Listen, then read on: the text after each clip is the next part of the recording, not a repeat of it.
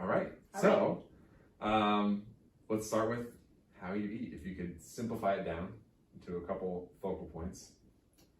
I try to make sure most of the time I'm hitting a certain amount of protein, certain amount of carbs, fats, but really for the most part, it's just making sure I get enough protein in my meal, making sure I get enough fruits and vegetables, and by the end of the day, I have a certain amount I want to hit. And I mean, for the most part, that's it on the whole. Good. Pretty simple. Yeah, and it should be to be sustainable. Yeah. So I want to know kind of how you got there. So everyone's tried things in the past. Tell me what you've done in the past and what did work, what didn't work. Well, I mean, I had a bit of a weird, not a weird journey with it, but it was long. I mean, I had 3 kids, and when I had all 3 of my kids, I don't know if everybody knows this, but when I had all 3 of my kids, I wasn't working out. I wasn't fit in any way. I just wanted to lose the weight, and I didn't know how to do that. So I started with, those online videos, and they come with like meal programs, and there's the 28-day program that has like little cups that you measure your food out with, and it was similar to like macros, which is pretty much what I do, where you have so much vegetables and so much fruit or so much protein and fats for the day, but it's all measured out in these little containers. And turns out I lost all the weight, but I was drastically under eating, and it took me a while to understand that. It became really evident when I started CrossFit, and I was just exhausted all the time, and I realized I needed to be eating more. So I tried to stick with similar things, but eating more, and I moved more to macros, but like if it fits your macros, which I don't know if you're familiar with that, but it's in the name. So if it fits your macros, you can eat it. So it was like, a Twinkie could fit your macros. Mm-hmm. And so I started gaining weight, which is kind of what I wanted at that point a little bit. I was following more of a bulking diet, as far as I was underweight and I wanted to gain a little bit of muscle. But I still wasn't happy with where I was at. I still wasn't performing where I wanted to perform in the gym. And after that, I had signed up for a powerlifting meet, and I wanted to lose a little bit of weight. But unlike last time, I didn't want to feel fatigued and have my performance go down or anything. I wanted to lose a little bit of weight to cut weight for the powerlifting meet, but I didn't want to lose the strength that I had worked so hard to build. So I switched to something called RP Strength, which is basically macros, very customized around lifting. So you have more carbs around the time you work out. Really, that's like inconsequential, but it focuses on quality of food. So it focuses on, yes, you hit your macros, but you do it hitting it with fruits, vegetables, nuts, seeds, meat, little sugar, generally kind of the diet that CrossFit provides. That's kind of where you hit your macros with, is with those types of foods. So you try to use more whole foods, hitting the same amount of calories. And it turns out I lost weight and all my numbers went up. So I gained strength while I was losing weight, which is super hard to do. And I just felt better. I felt better in the gym. So that was 2018, I believe. And I've really pretty much followed that, I want to say 90% of the time since then, really on maintenance most of the time, because I'm happy with where I am. I do every now and then, it gets more 70-30 than 80-20 on my diet approach. Of course. And with that, I feel it in the gym. I feel I'm just not as fast with things, or my capacity is not there as much. And when I'm eating more quality foods to hit those macro goals, it's just better. And were there foods or habits that you were eating or using prior to going macros and RP strength that once you did, just less, like with specific foods or habits that you thought were healthy at the time, that then like what? I mean, well, if it fits your macros, I mean, I made donuts fit constantly. I mean, and I'm not talking like an 80-20. Like, I made donuts fit like almost every day. Gotcha. I really like donuts. I still have them, but it's definitely more of you know, every now and then, not let's go to Dunkin' Donuts, and I just won't eat anything until noon, and I'll have, you know, all chicken at lunch, and it's like, no, I mean, that's not, there's spikes in blood sugars and crashes, and you're tired, and like, if you have the better foods, like, when you're sacrificing better food for something, if you're not eating, you're not getting any nutrients from the donut, and you know, a donut is, you have to eat like 5 containers of strawberries, you know what I mean, to get to the calories in one donut. So it's like, yeah, it fit my macros, but I was sacrificing my nutrients and vitamins and minerals and everything, energy levels in general to get that. So now I try to hit my macros, and then if I want something, I have that, but I'm not counting that in. That's just gonna be, well, that's what I'll have this week or whatever, and then I hop right back to it the next day. There's no guilt involved with it or anything, you know what I mean? Yeah. I don't build it in, so I'm not like convincing myself it's part of my healthy diet. I definitely tell myself, well, this is just extra. Sure. I shouldn't do this every day. If I tell myself it's part of my healthy diet, I end up doing it every day. Mm-hmm. You know, that's what I did on If It Fits My Macros. I always built it in. Now I'm just like, if I have it, I have it, but it is not built into my daily plan. Okay. Yeah, I mean, I always say you're only ever one step away from going back on track. So you have a day, who cares? It's a drop in the bucket at the end of a year, 6 years, or whatever it happens to be. So pretty clear the results as far as like why it works. It got you to feel better, look the way you want to look, have the performance gains you were looking for. From a practical standpoint, why do you think that works for you to do the macros? Like just if it, like just normal macros? Yeah.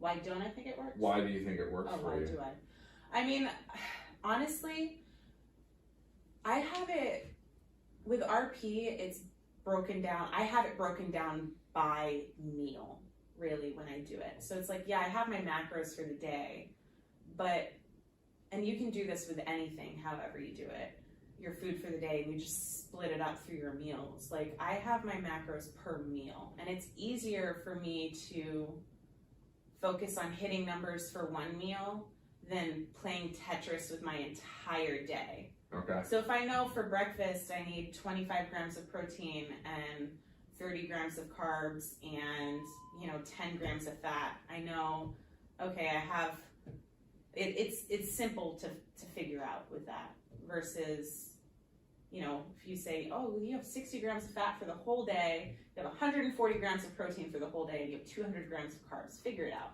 It's like, if I break it down per meal, it's a lot easier. So I split it up. Okay, if I'm having 4 meals today, this is what it's going to be.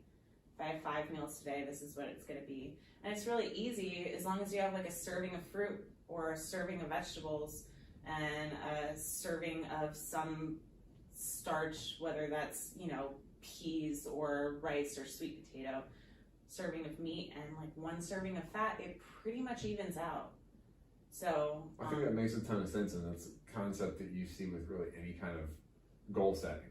If you're going to read a book, the goal's not read the book, it's read for 10 minutes or read 1 page. It's, make that goal smaller, more attainable, and then once you've stacked that a couple times, that's a habit. Yeah. Okay. So now it's all been kind of flowers and butterflies here. Once we found macros, everything worked great, got you what you wanted. What was difficult, or what still continues to be a challenge as far as following that program? I have a slightly addictive personality okay. with things. That can be good or bad, but with certain things, when it comes to food in general, if I'm on plan, I am on plan. And it's like, I can go through, 12 days without cheating, or 12 days without having a donut or a piece of cake. A lot of times, if I go off for one full meal, like for me, it's really difficult to, all the cravings kick in again. Like if I'm eating like really healthy pretty much most of the time, like I don't crave a lot of that bad stuff. But man, if I get a taste for it, like I want it. So for me, it's always hardest the next day. And I guess that's why I do better going meal by meal. Because if I go like for the whole day and I'm off, it's like, oh, well, today's already off. Like I'm already off for my macros today, so it doesn't matter. Okay. But it does. So if I go meal by meal, it's like, okay, well, I was off for this meal, but like I have another chance to hit all those my next meal. So for me, like breaking it up per meal too, it gives me another opportunity to do it better. So if I go off for a cheat meal, I try to make sure it's a cheat meal and not a cheat day, because I have a tendency to spiral when I do things. So the more I eat healthier, the easier it is for me to eat healthy. The more I eat garbage, the easier it is for me to eat like garbage, I guess. I love the approach. Like you reset the scoreboard at every single meal. So every time is a clean slate. You start over. You have a chance to make a good decision again. By the end of the day, great. I mean, you have five opportunities to hit it right. So it's like, wow, RP actually does this thing where it's like meal streaks. And if you it'll be like you're at a 47 meal streak where you hit all 47 of the meals, good. And then it's like you hit one and it's not, then it's like 0 and it's red, not green anymore. And I'm like, oh man. So I like to see that, but I mean, it's also about where I hit. I probably hit like 30, 40 meals, and then, which I mean, that's 5 meals a day. So what is that? Like every 5 days or so. Yeah, 5-6 days. Then I have a bad meal, and I try to make sure I get to that 30, 40 meal hump before I have something else. That's kind of about my guideline there. Make it a game, right? Yeah. I love that. So you talked in the beginning about family. How does it work with family? Are they eating similar to you because you're eating that way, or do you get some pushback at home? Either from Eric or the kids? Eric complains that things are boring because I'm really simple. And also because I do love to cook, but kids make it hard to cook. They're always like in the kitchen, like under your feet. They're always there. They're always there, and they're asking for what you're cooking. Yeah. I know. No, but honestly, it's not bad. Eric complains about it being boring sometimes, but mostly that's because when I'm not home at night. So I prep food for the week, but I don't do it usually I do it like twice a week. I don't do it in like prepped out containers. I cook like meats off on the grill, vegetables I'll either steam a bunch, or the steam and bag ones I like live off of really for me. Or roast a bunch of vegetables off and then like cook some potatoes or sweet potatoes. And I have them in the fridge where I can mix and match and make different meals with those simple. And that's really kind of how I do most of it. If I'm home for dinner, I'll try to actually make a meal, and everybody will eat the same thing I eat. I might just weigh and measure, where I don't weigh and measure their food. So like for me, I'll weigh out exactly how much rice I want in my meal, and it might be really a small amount, but I might get like double if I'm making a burrito bowl, I might have half a cup of rice and like a quarter cup of beans, where, Eric has a cup of rice and, however much he wants in there. And then I have like, 3 cups of lettuce built in there, and it's mainly like a salad with that, but with the rice and beans in it. Whereas theirs might be more rice and, salad topping. So really everybody eats pretty much the same thing. The kids don't complain about it. They've always eaten what I have. And I started changing my diet really when they were really little. So it's kind of what they've known. Right. Zoe actually complains if too much butter is in something. She's like, Mom, I don't like the rice. There's too much butter in it. I'm like, there's no butter in it. Oh, thanks. Created a monster. Yeah, so no, honestly though, like no one really complains about it too much other than if I get really lazy with changing up the starches. That's when they complain. Okay, so what are starch options? Sweet potato, normal potatoes, Okay. even rice. I do brown rice, white rice sometimes, but really it's just quantity over all of it. You just have to be careful with, you know? Right. And But you're doing the big thing, right? And the thing that gave you the most change personally was changing the quality of the food. And that's one thing that's like it's become a non-negotiable, right? That everyone in the family is eating good quality. Maybe it's a little more of this or a little less of that, but it's not processed junk, which is a huge, huge step. well, I mean, and really it's just like eat your vegetables, eat your fruit, you know? I mean, I tell the kids that all the time, but I mean, they don't have any issue with it either because that's what they eat. I mean, I have snacks in the house for them and stuff, and they have that at snack time, but meal times they get meat, vegetable, starch, pretty much a little bit of fat. I mean, it's pretty balanced every meal. That's really important for me. Well, I know I get the question often, especially when I go to fitness team for practice, and it's mostly the boys, and they'll ask like, well, what should I be eating if I want to build muscle? And they want me to say cans of tuna and protein shakes, and I say every time, eat your vegetables. And they're all very disappointed at that answer. I'm like, that's been the biggest change for me was just eating more fruits and vegetables because it's easy to eat chicken at lunch and dinner. It's not that difficult to work that in. But it's not the fun answer they want though. No. Yeah. So let's wrap up with tips. If someone has no idea where to start, maybe where did you start, or where would you suggest somebody start to make some changes? Weigh and measure. Okay. Why? Weigh and measure. Because you will be absolutely astonished at what you think a tablespoon of peanut butter is.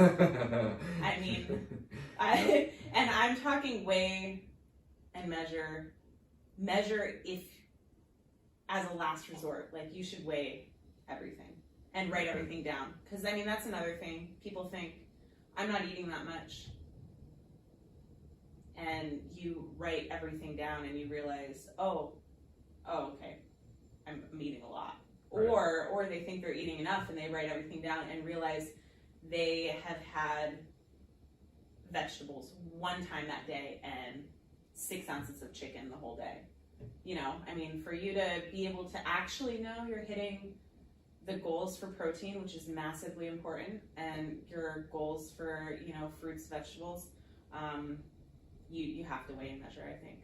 Okay. And the other advice I would have, I think, is just one bad meal does not define you with that. I mean, if you have a bad meal, you got to just go back and have a good one next. I mean, right. It's like an analogy I always use, which I don't know if this is super helpful or good to put here in general, is like quitting smoking. I mean, it's one of those things where you're not going to try to quit once and then, oh, well, I couldn't do it, so I'm never going to try again. I mean, I used to be a smoker a long time ago, and that was a really horrible habit, but I tried to quit like 30 times before I succeeded. I mean, it's the same thing with eating healthy, though, or the same thing with going to the gym. Like, you fail once, you still just try again. Doesn't matter. Try again. I love it. Yeah. It's a good place to end. Yeah. Thank you. You're welcome. I appreciate it. No problem.